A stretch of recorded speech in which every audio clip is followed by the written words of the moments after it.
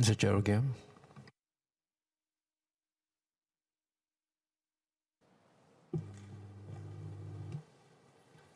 Mr. Speaker, scams are wreaking havoc on lives and life savings of many Singaporeans. In just the first half of 2024, 26,587 scam cases were reported, with losses exceeding $385.6 million.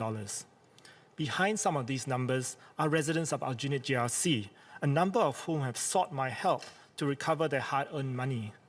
Sadly, in most cases I've seen, recovery has been minimal, as the funds have been transferred out of Singapore and the burden of preventing scams still rests heavily on the shoulders of end users. The Protection from Scams Bill is an important step forward towards combating this scourge.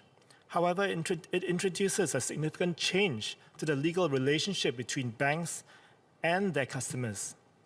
Traditionally, banks have acted as fiduciaries with a singular duty of loyalty to their customers, including following specific instructions for financial transactions. This bill, however, empowers the police to issue restriction orders to banks, enabling them to temporarily restrict an individual's banking transactions if there is a reasonable belief that the customer is about to transfer money to a scammer. I believe that this is a justifiable shift given the grave risks posed by scams, including the potential for victims to lose their life savings. However, its effectiveness is contingent upon timely identification and intervention by the authorities, which may not be feasible in all cases. Many scams are executed within minutes, even seconds, leaving no time for third parties to intervene. This makes the bill less effective in these increasingly common high-speed scenarios. May I ask the Minister of State, based on the scam cases that came to the attention of the police over the past year, has the ministry modeled how many restriction orders would have been issued if this bill had already been in effect? To better combat scams, we need more systemic safeguards that stop scams before they start, hold financial institutions, telcos, social media companies, and messaging providers more accountable in preventing scams from taking place on their platforms, and compensate victims if they fail to put in place adequate measures. Some safeguards are captured in the Shared Responsibility Framework, which took effect on 16 December 2024. However, the SRF focuses solely on phishing scams that lead to unauthorized transactions. It assigns a few specific duties to banks and telcos to mitigate such scams, and requires compensation for victims when these duties are not fulfilled. While the SRF improves protections against phishing-related threats, it does not cover the full range of scams affecting consumers today. Many scams, such as investment scams or romance scams, rely on social engineering to deceive victims into authorizing payments under false pretenses. Unlike phishing scams, these involve victims being misled about the purpose of the transaction rather than unauthorized access. Addressing such scams requires tailored strategies and frameworks, which I will come back to later. I'm concerned about the SRF's reliance on banks to conduct the initial investigation into scams, including assessing whether they have fulfilled their responsibilities. This presents an inherent conflict of interest, as banks are both the investigator and an interested party, with a financial incentive to conclude that they met their obligations. This also creates a significant disadvantage for scam victims who lack access to key evidence such as system logs or fraud detection records, and often do not have the expertise to effectively challenge the bank's findings. Consider this scenario.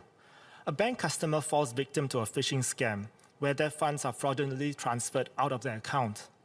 The customer raises a claim under the SRF, asserting that the bank failed to meet its obligations, such as sending real-time notifications or flagging a suspicious transaction through its fraud detection systems. The bank conducts the initial investigation and concludes that it fulfilled all its duties under the SRF, including providing the required alerts and adhering to the cooling-off period. It informs the customer of its findings and denies liability for the losses.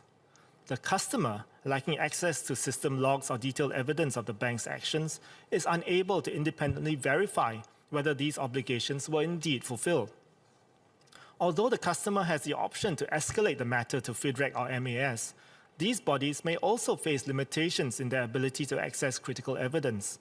If these bodies are called upon to adjudicate disputes or review banks' investigations under the SRF, do they have direct access to the necessary evidence such as system logs, fraud detection records, and notifications timestamps? If these bodies rely solely on banks to supply this evidence, there's a risk that the information provided may be selective or incomplete, especially when the findings could impact the bank's liability.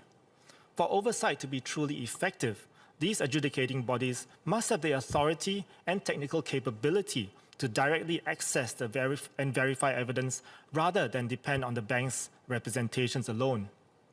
Without this, the impartiality and robustness of the review process may be compromised. To address these shortcomings, an independent investigative body should be established to handle scam-related cases pertaining to banks' fulfillment of their SRF obligations. This body would examine evidence provided by the bank, the customer, and any relevant third parties to ensure impartiality and transparency. Such a body would act as a neutral arbiter, removing the inherent conflict of interest in having banks investigate cases where they are an interested party. Additionally, victims should be informed of their rights and available recourse options as part of the investigation outcome report. This includes clear guidance on how to escalate disputes to independent bodies such as FIDREC. Providing this information up front will ensure victims are aware of their options and are not left without avenues for redress if they disagree with the findings of the investigation.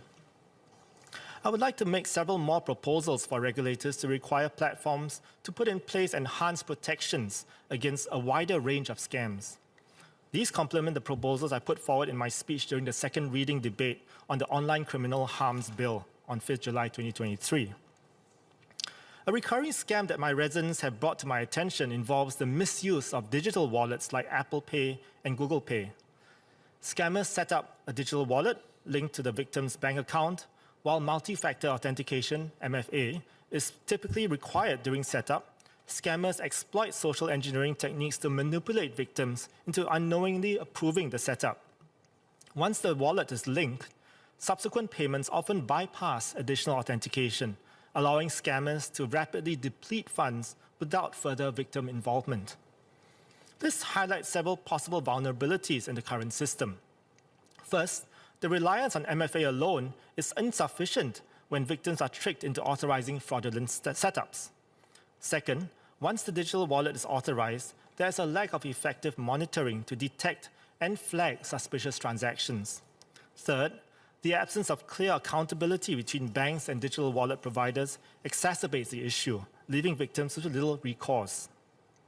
To address this gap, banks must be required to work with digital wallet providers to deploy real-time fraud detection algorithms that monitor all digital wallet transactions for anomalies, including transactions that occur after the initial digital wallet setup. These algorithms should integrate behavioral analysis such as device changes, unusual transaction patterns, or foreign IP addresses to flag high-risk activities. This will enable proactive intervention to block unauthorized activities before the funds are lost. Banks should be held liable for losses if they fail to meet these duties.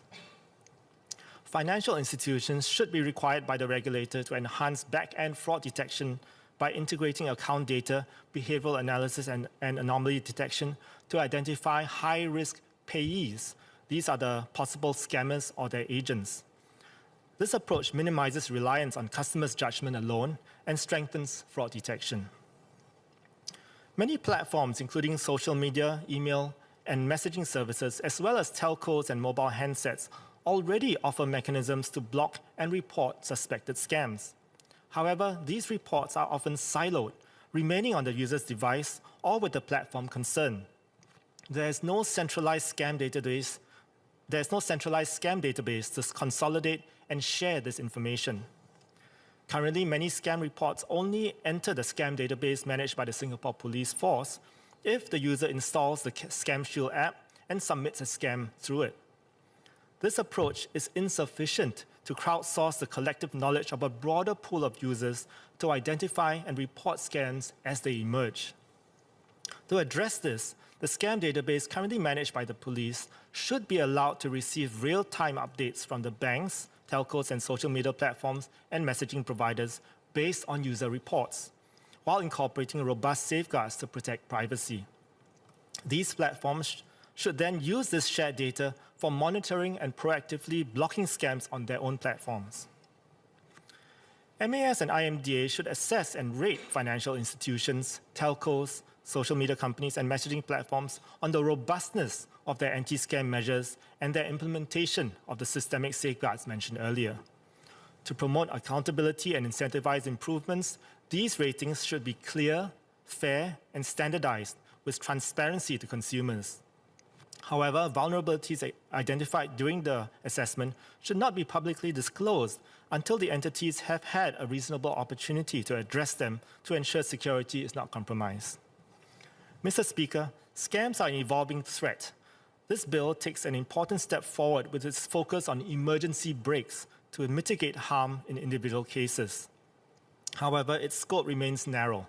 To effectively combat scams, we need more systemic safeguards that address root causes and build resilience across platforms. These systemic safeguards include deploying real-time fraud detection for digital wallet transactions, enhancing know-your-payee mechanisms to flag suspicious payees, and creating a centralized scam database accessible to banks, telcos, and social media companies for real-time monitoring and blocking. Together, these measures will ensure more robust prevention, swift enforcement, and shared responsibility in protecting Singaporeans from scams. So I support this bill, but urge the government to consider these proposals and look forward to the MOS responses to them.